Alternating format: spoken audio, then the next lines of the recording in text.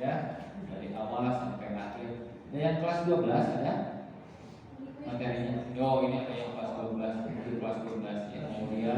Apalagi ada mulia, mana mulia? Pulang. Yang kelas 12 mana? Nggak ada? Pulang. Wah, luar biasa. Yang belakang kelas berapa? Paket. Yang sesi 2-nya sudah pada masuk. Ya. Itu yang ANBK ya. Kemarin paket C ANBK, sekarang paket B ANBK. Mudah-mudahan lancar semuanya. Tadinya mau ada pendampingan dari kementerian, hari Sabtu udah melapor tapi itu jadi. Alhamdulillah. Oke, kita lanjut yang istri ya. Silakan, jangan pakai ini aja nanti kekerasan kesana agak biasa aja ya. Terima kasih. Assalamualaikum warahmatullahi wabarakatuh. Bismillahirrahmanirrahim. Assalamualaikum warahmatullahi wabarakatuh. Waalaikumsalam warahmatullahi wabarakatuh. Sebelumnya perkenalkan, nama saya Kisti Sofaulia. Saya dari Universitas Siliwangi, jurusan Pendidikan Masyarakat. Di sini saya akan menjelaskan mengenai perkembangan iptek di era globalisasi, yaitu pelajaran sejarah pemerintahan. Untuk pembahasan pertama mengenai pengertian dari globalisasi. Sebelumnya para bapak, ibu, dan teman-teman, ada yang tahu nggak sih apa itu pengertian dari globalisasi? Masuknya budaya asing ke suatu daerah. Ya, masuknya budaya asing ke suatu daerah. Ada yang lain lagi yang berpendapat?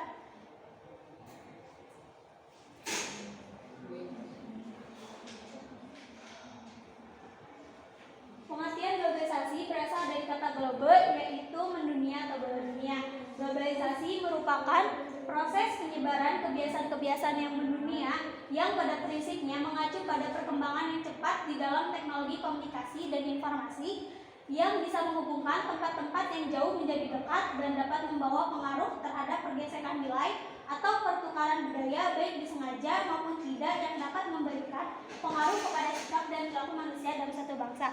Seperti katanya tadi, budaya asing yang masuk ke dalam suatu desa. Nah, itu juga termasuk globalisasi, yang pada intinya globalisasi itu meluasnya pengaruh kebudayaan dan ilmu pengetahuan yang tersebar ke seluruh dunia. Nah, globalisasi itu bisa disebut sebagai global village atau desa global. Mengapa disebut desa global? Karena perumpamaannya dunia itu diibaratkan sebagai desa, sehingga suatu informasi atau kebudayaan itu bakal masuk secara mudah. Lalu penyebab apa sih penyebab adanya globalisasi? Yang pertama itu ilmu pengetahuan dan teknologi. Karena dengan adanya ilmu pengetahuan dan teknologi, segala informasi atau kebudayaan dapat masuk dengan secara cepat dan tidak membutuhkan waktu yang lama. Lalu yang kedua itu pasar bebas, yang dimana kita bisa berbelanja tidak hanya di dalam negeri tetapi juga bisa di dalam luar negeri. Kan gampang ya kalau sekarang ada aplikasinya kayak Shopee, kita kan bisa ya belanja ke luar negeri nih, pengen beli barang ini tinggal beli, nggak perlu istilahnya ribet lah ya, sekarang udah gampang. Lalu yang selanjutnya, penyebab yang selanjutnya ialah migrasi penduduk. Jadi perpindahan suatu penduduk dari luar ke dalam negeri atau ke dalam suatu daerah itu bisa menjadi penyebab globalisasi. Kenapa? Karena orang yang bermigrasi itu mempunyai kebudayaan yang berbeda dengan kita, sehingga setelah masuk ke daerah kita, dia akan memberikan budaya atau memperlihatkan budaya yang dia lakukan, sehingga terjadilah suatu globalisasi. Nah, lalu apa saja sih dampak dari globalisasi? Yang pertama dari sektor ekonomi.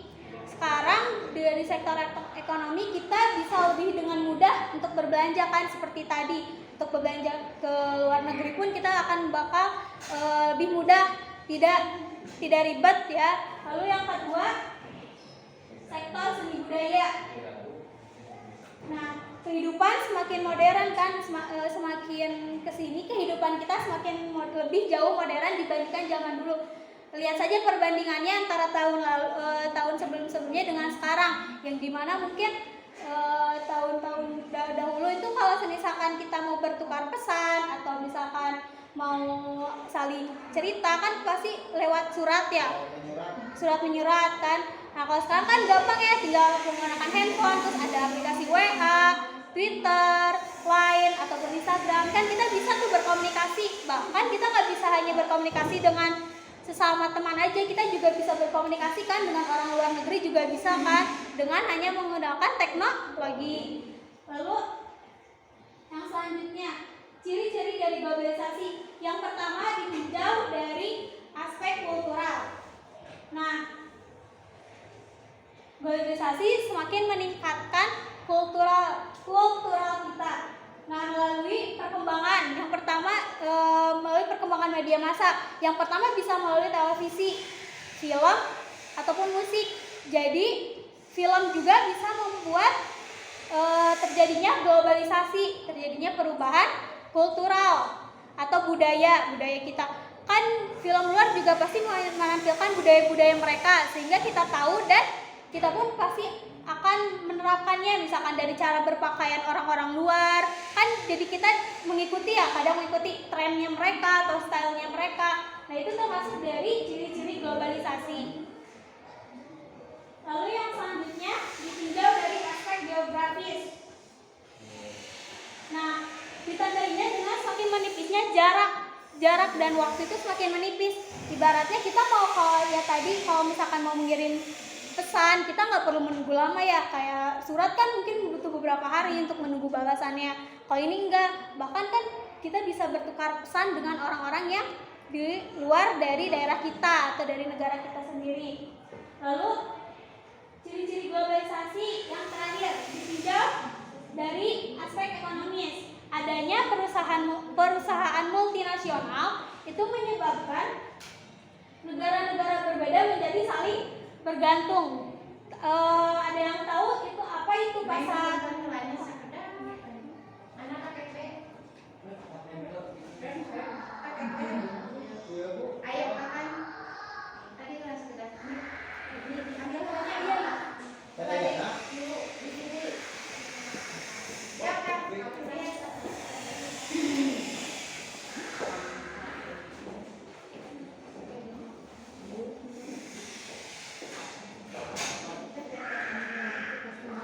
Sebelumnya ada yang tahu apa itu perusahaan multinasional?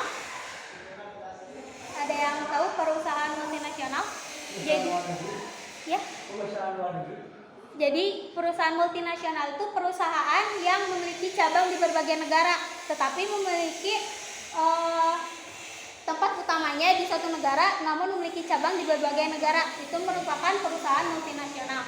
Nah, sampai sini dapat dimengerti atau ada yang ingin ditanyakan mengenai pengertian dari globalisasi atau ciri-ciri globalisasi?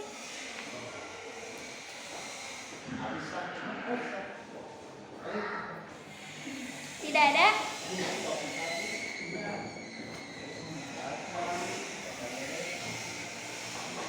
Nah, lalu kita akan bahas mengenai karakteristik globalisasi. Yang pertama, adanya transformasi dalam terkait ruang dan waktu. Nah, ini tuh mengubah konsepsi kita mengenai ruang dan waktu, yang dimana kalau kita ingin bertukar informasi atau bertukar pendapat, kita tidak perlu secara kontak fisik, gak perlu untuk saling bertemu gitu kan, gak perlu. Tapi kita juga untuk zaman sekarang bisa menggunakan handphone. Lalu untuk waktu, kita ya seperti tadi, kita tidak perlu membutuhkan waktu yang lama untuk bisa saling bertukar informasi dengan teman-teman kita atau saudara-saudara kita. Kita juga cukup dengan menggunakan alat komunikasi. Nah, lalu karakteristik globalisasi yang selanjutnya, nah, yaitu perekonomian bangsa-bangsa menjadi saling tergantung, yang dimana maksudnya dalam sebuah perekonomian bisa jadi negara A itu bertugas sebagai mengolahnya, lalu negara B itu yang memasarkannya. Jadi saling ketergantungan karena saling membutuhkan. Nah, ya seperti itu. Jadi kalau pas negara A bagian memproduksinya, negara B bagian yang memasarkannya. Lalu terdapat pertukaran ide dan informasi yang cepat melalui media. Seperti tadi ya, kita dapat dengan cepat bisa menukar ide dan informasi yang ada, informasi yang up to date lah istilahnya, kita bisa langsung bertukar informasi dengan teman ataupun saudara. Lalu meningkatnya problem sosial yang menjadi konsen bersama.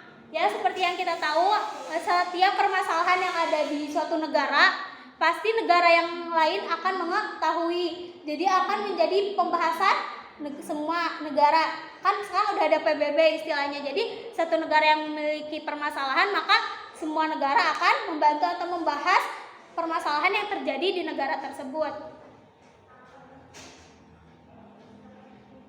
Lalu yang selanjutnya, terdapat peningkatan monopoli sumber daya oleh korporasi multinasional, yang dimana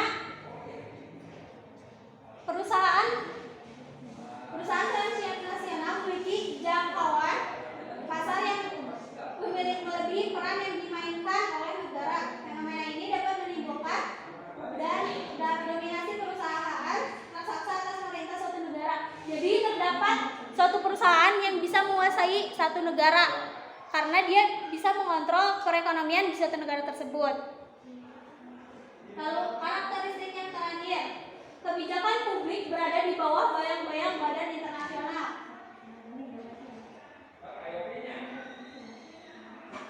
Nah, jadi kebijakan publik itu tidak hanya dilakukan atau diberikan oleh pemerintah saja, melainkan hasil dari negosiasi dan dari perusahaan atau lembaga-lembaga internasional. Jadi tidak hanya di suatu pemerintahan suatu negara saja, melainkan hasil dari perundingan dari lembaga-lembaga internasional atau perusahaan internasional. Nah, sampai sini karakteristik globalisasi dapat dipahami? Ada yang mau ditanyakan atau mungkin yang kurang paham? Sudah cukup? Nah, kan tadi membahas mengenai globalisasi. Selanjutnya, di sini saya akan membahas mengenai IPTEK. Sebelumnya ada yang tahu IPTEK itu apa?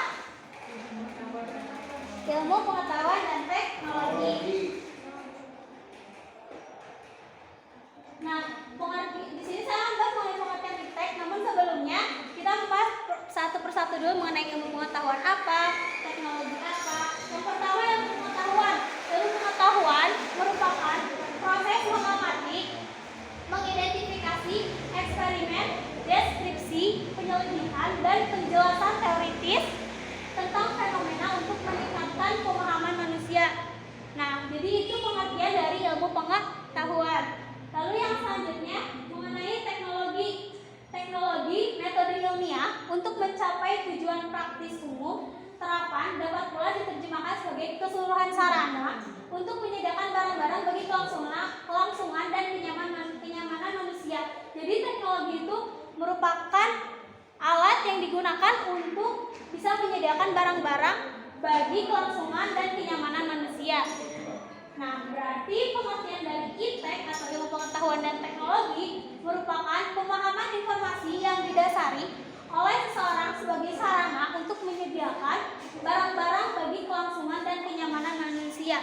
Jadi adanya ilmu pengetahuan teknologi membantu manusia untuk bisa memenuhi kebutuhannya, memenuhi segala apa yang diperlukannya demi kelangsungan dan kenyamanan hidup manusia itu sendiri. Lalu yang selanjutnya mengenai perkembangan IPTEK, ilmu pengetahuan teknologi. Yang pertama, latar belakang munculnya IPTEK. Latar belakang munculnya ilmu pengetahuan dan teknologi yang yaitu sebagai akibat dari aktivitas untuk memenuhi kebutuhan hidup manusia, baik kebutuhan jasmani maupun rohani. Nah, itu termasuk dari mengapa adanya ilmu pengetahuan dan teknologi, yaitu untuk memenuhi kebutuhan hidup manusia dan segala apa yang dibutuhkan oleh manusia, baik kebutuhannya jasmani maupun rohani. Lalu tujuan utama dari perkembangan IPTEK agar adanya perubahan kehidupan manusia yang lebih baik, mudah, murah, cepat, dan aman. Sekarang sudah terasa ya bagaimana tujuan dari adanya IPTEK, bagaimana fungsi dari IPTEK itu sendiri.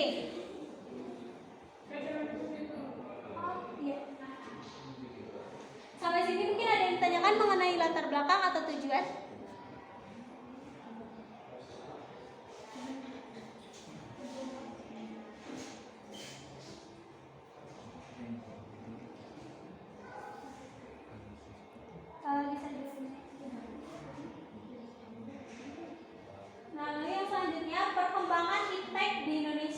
Jadi pertama kali ilmu pengetahuan dan teknologi berkembang di Indonesia yaitu pada zaman penjajahan Belanda. Yaitu yang pertama di mana masyarakat diperkenalkan senjata modern. Jadi masyarakat ketika zaman itu diperkenalkan senjata modern oleh kolonial Belanda, oleh tentara Belanda. Lalu diperlihatkan teknologi lainnya yang digunakan oleh Belanda. Jadi Belanda tidak hanya memperkenalkan senjata-senjata modern, tapi memperkenalkan juga teknologi lain yang digunakan oleh Belanda seperti tank dan kendaraan lainnya. Mereka mengenalkan kepada warga Indonesia. Lalu yang ketiga, pemerintahan kolonial Belanda menanamkan iptek melalui pendidikan di sekolah. Jadi mereka pun menanamkan, menjelaskan mengenai iptek itu tidak hanya secara menyeluruh, melainkan di sekolah juga. Di sekolah pun mereka menanamkan iptek, mengenalkan apa sih itu iptek, bagaimana itu iptek, dan apa tujuan dari ilmu pengetahuan dan juga teknologi.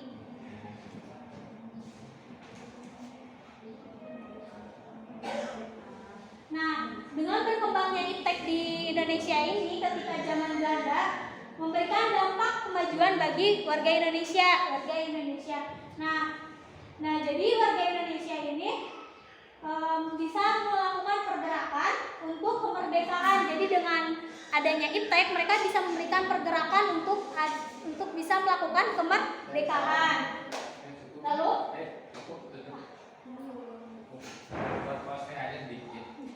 nah, itu pemaparan materi dari saya mengenai perkembangan iptek di era globalisasi, khususnya perkembangan iptek di Indonesia.